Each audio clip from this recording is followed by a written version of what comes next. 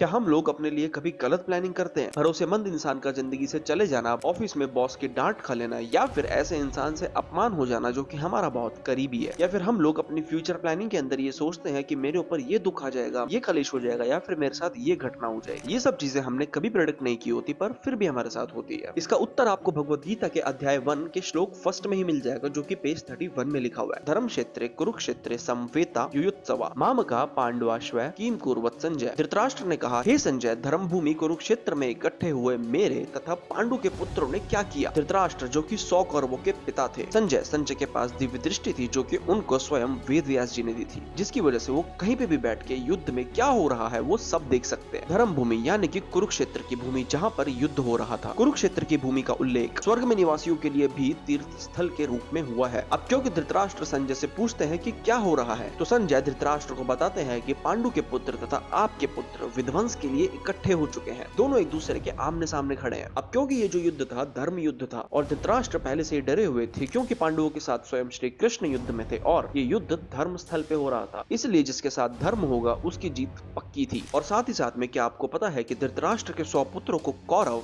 और पांडु के 5 पुत्रों को पांडव क्यों कहते हैं? अब क्योंकि धृतराष्ट्र पुत्र मोह में इतना ज्यादा बंधे हुए थे, वो ये चाहते थे कि उनके छोटे भाई पांडु के जो पुत्र थे उनको कभी कुरुवंश का नाम ही ना मिले। अब क्योंकि चाहे वो पांडु के पुत्र हो चाहे वो धृतराष्ट्र के पुत्र हो, इन सब के अंदर कुरुवंश का ही खून दौड़ रहा था। ये सब एक ही वंश के थे जो कि था कुरुवंश। तो धृतराष्ट्र ने थोड़ी सी चतुराई लगाई और अपने 100 पुत्रों को नाम दे दिया कौरव और पांडु के पुत्रों को नाम दे दिया पांडव, ताकि हर किसी को यही लगे कुरुवंश को आगे संभालने वाले पांडु के पुत्र नहीं, धृतराष्ट्र के पुत्र कौरव होंगे। इसलिए धृतराष्ट्र ने ये पक्षपात करते हुए नामकरण ही अलग कर दिया। अब क्योंकि आपको पता है कि धृतराष्ट्र ने, कौरवों ने और शकुनी मामा ने अपनी खुद की इतनी बुद्धि लगाई लेकिन फिर भी युद्ध को हार गए, तो इसका क्या मतलब है? हर चीज अगर पहले से डिसाइड है तो हमारा कर्म करने का क्या फल? ये क्वेश्चन आपके मन में जरूर आया होगा। अगर आपको ये वीडियो देख के इस क्वेश्चन का मतलब समझ आ चुका है तो फटाफट से कमेंट कर दो, और अगर आपको अभी भी मन में कुछ डाउट है तो वीडियो को एक बार वापस से देखो, और अगर फिर भी डाउट क्लियर नहीं होता है तो कमेंट कर दो, मैं खुद आपको इसका आंसर दूंगा।